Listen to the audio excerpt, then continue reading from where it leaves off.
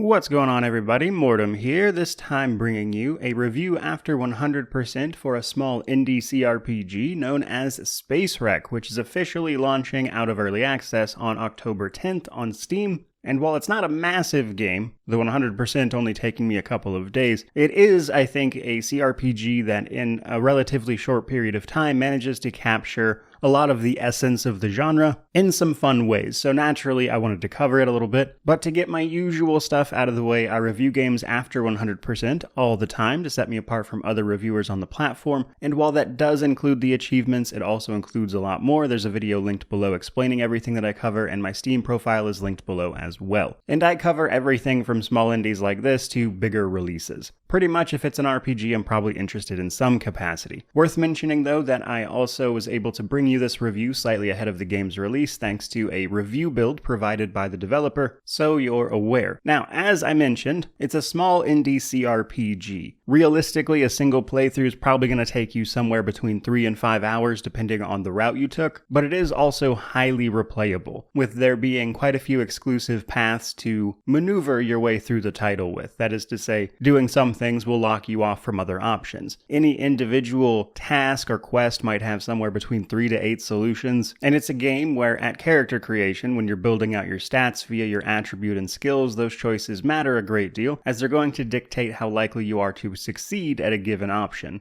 And while the game certainly does have its shortcomings, obviously, many of which are self-apparent, I would say, it still does a lot of things very well. Though, to kick this off, talking about the technical state of the game, it's been in early access since I believe last December, so a lot of the worst stuff has been worked on, but there are still the occasional bugs, though most of what I experienced was the problems with continuity in certain places. That is to say, you resolve a situation with someone only to then go talk to someone who just repeats dialogue about something that's already been rendered irrelevant, that kind of thing. You do see that pop up a little bit, but with the game being as short as it is, that's about it. I will say the only serious bug I ran into was that in messing around with the UI scaling feature they have, particularly in regards to text, I actually managed to blow up the size of the tutorial to a point where it's impossible to bring it off screen and I had to restart the game, so that's something to be mindful of, I suppose. But for the most part, no trouble running this thing. Now let's talk character creation a little bit. While there isn't really a cosmetic character creation, with you just kind of being assigned a generic sprite based off of your equipment and spacesuit, we do still pick a variety of attributes and skills that decide what we're good at. Now, attributes, I would say, are the most important. These decide a lot of things, specifically what you're good at, with physical increasing your capabilities in combat, focus, allowing you to do things like perform criticals or even listen to people in conversation. With a 1 in focus, your character might fail a basic check to listen to an NPC, and all their text becomes replaced by blah blah blah, which is funny. Charm is obviously how well you can speak to people, that kind of thing. So attributes determine your base level of success at any given thing. However, we also have skills. Skills are going to increase your chance at doing something very specific. There's a fair bit of overlap, I would say, between charm and speech, but speech is usually your ability to convince someone to do something for you, whereas charm is usually like first impression type stuff. But there is a bit of overlap there. And the rest are pretty self-explanatory. Sneak is pretty helpful as you can more easily avoid combat, though combat is 100% optional, period. And then important ones to note are ranged and melee, for instance, only increase your chance to hit. Your damage is actually determined by your attributes. So with these in mind, and you being able to only put a few points into each, bringing them up to a maximum of 5 for each one, you have to decide what you want your character to be good at. Either sneaking and talking your way through situations, using Tinker or Sci-Tech to interact with various electronics and computers, or if you want to build a more physical character that's actually good at combat. Though in general, combat is best avoided, I would say. But the most important thing to remember here is to lean into one thing you want to do really well. There are multitudes of options to get through every situation, so build a character that is good at one of them, and even then, if you fail at it still, you can actually find other alternative routes that open up based on things either you're not good at or just generic ones that don't really require any particular skill, for instance. Though those usually will lead to a worse outcome.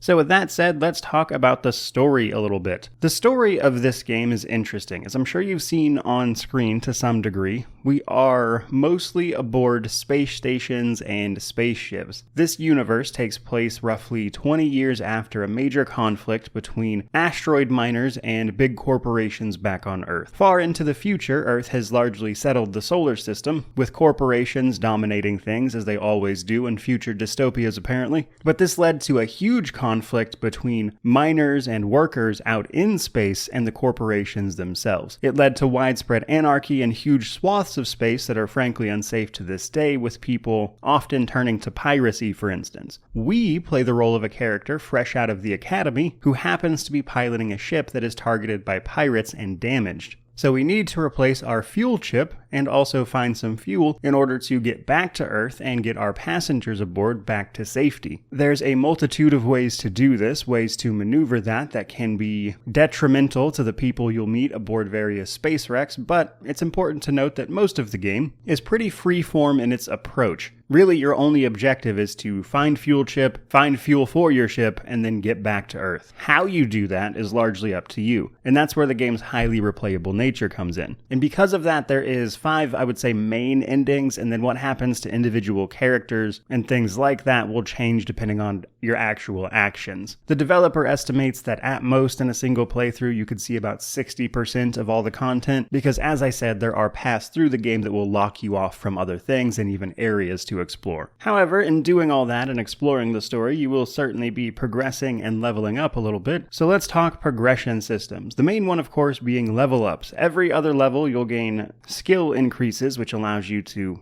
increase, of course, your skills, make you better at certain things, though with the game being as short as it is, your starting stats are more important than any level ups you might gain. However, every other level up, we also gain traits. This allows us to pick a positive and a negative trait that will, of course, help us out. Now, generally, I think they went a little too broad here with the positive traits. A lot of them are hyper-specific to given situations, whereas the negative trait you have to take at the same time is more impactful in almost every case. So, while there are certainly good positive and negative traits, I think they made ones that are a little too specific where they could have went a little more broad instead, with traits that would have been more impactful for the short run time of the game. Now, the other form of progression is basically items, just finding more spacesuits and weapons you might want to equip. This is also pretty basic, and with combat being optional, really the only thing you need equipment-wise is a spacesuit so you don't, die when you're not inside somewhere. So while there is item progression and different kinds of weapons and things to equip, the items that allow you to interact with the environment tend to be of more value and more overall use as a result. So from there, let's talk gameplay and world. The game takes place across several space wrecks, if you'd imagine, each one of which is like a almost sandboxy type place where you can explore and interact with its denizens, if you will, to find alternative solutions, quests, rewards, things like that. So you basically go around exploring and interacting to learn about where you are, what happened to the place, and how you might escape, what you need to do, etc. So to give an example of this, in the first area, you can actually steal the scavenger's spaceship, which you can do by either simply hacking the ship, or if you find the pilot's water bottle, you can spike it with sleeping pills, steal their keys, and steal the ship that way, for instance. So there's a lot of alternative solutions to individual things. And then on any given area, once you've accomplished your main goal, you'll typically move on to a secondary map of some sort, which changes, of course, depending on how you approach things and what goal you managed to solve previously. So much of the gameplay revolves around using your character, and the skills you've decided on are what that character is good at, and trying to do your best to navigate a given area, uncovering secrets and the like. Though, for just about any given character, there are some useful things. For instance, if you have a screwdriver and you're not a particularly big physical character, you can squeeze into vents and use them to travel around. You might accidentally crash computers when you interact with them, and if you find a computer manual, it can help you restart it. Whereas things like robots can usually be either hacked or even repaired. If you find broken down ones, you can usually find computer terminals that control the robots in a given area, things like that. So there's a lot to interact with, a lot of fun to have there, and that's probably where the game shines the most. But let's talk about combat now. Combat is, I would say, probably the weakest part of the game, which is why they themselves recommend people avoid it, really. But let's talk about people who go the combat route. It's definitely doable, but it's not a wonderful experience. For starters, the game gives you a combat tutorial if you interact with your shuttle right at the start of the game, should you so choose. However, this tutorial is not great. In fact, they basically put you in an unwinnable scenario, and then when you die, they go, yeah, combat's tough, you probably shouldn't do it. Which is a poor way to introduce combat, in my opinion. And while they have a sort of brochure that will also give you a more mechanical tutorial to these things, I do think they could have done a better job there. Though simply put, combat is a basic turn-based action point system. You'll have action points determined by the lights at the top of the UI there that you can see, and you can spin these attacking the enemy. But this is mostly stat-based. While you can find things like guns and whatnot, which are obviously going to be better if you have a ranged skill to go along with it, alongside melee weapons that of course help you in melee combat, it is ultimately just a stats and numbers game, and in situations where you can be greatly outnumbered, even if you're good at combat, you don't really stand much of a chance.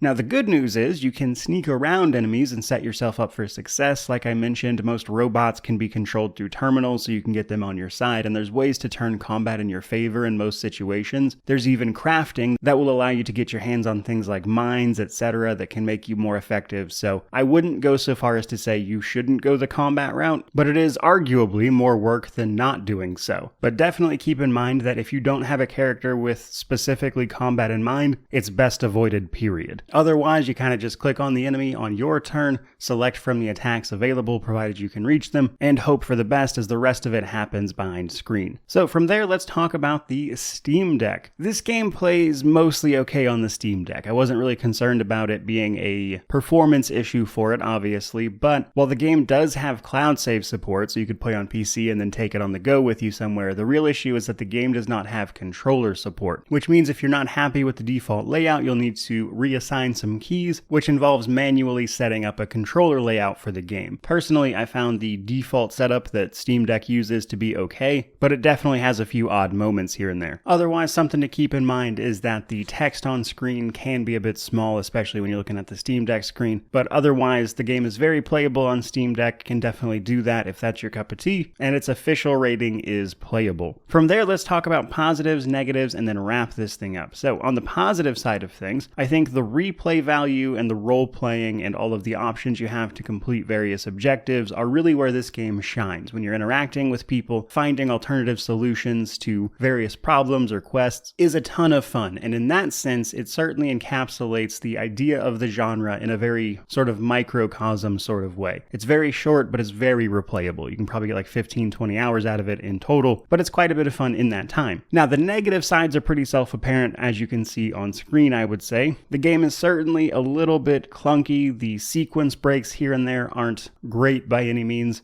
The writing isn't the best. Sometimes it comes across as very silly, some of which I'm sure is intentional, but it just feels a little off in places. But clearly the production value wasn't insanely high or anything. But I would say probably the biggest negative for me is how poorly it introduces you to a lot of things. It does have a small tutorial thing available via a brochure, like I said, that will introduce you to various aspects of the game as you encounter them, but even this I don't think has as much information as could have been included, especially when you look at things like that very poor in-game combat tutorial that they try to give you. Now, luckily, the game's short and small enough that learning these things isn't like some big time-consuming endeavor, but it can certainly lead to frustration, and I'd say that's probably where the game struggles. But to bring that to a conclusion, Space Wreck is available for $17 US, but I believe that price is going up a little bit with the full release, though I don't have the exact pricing information for you. Though I would say as long as they don't push it above $20, then this is a great indie CRPG to check out. I had a lot of fun with it. I had a lot of fun seeing the options, varying outcomes to different things, etc.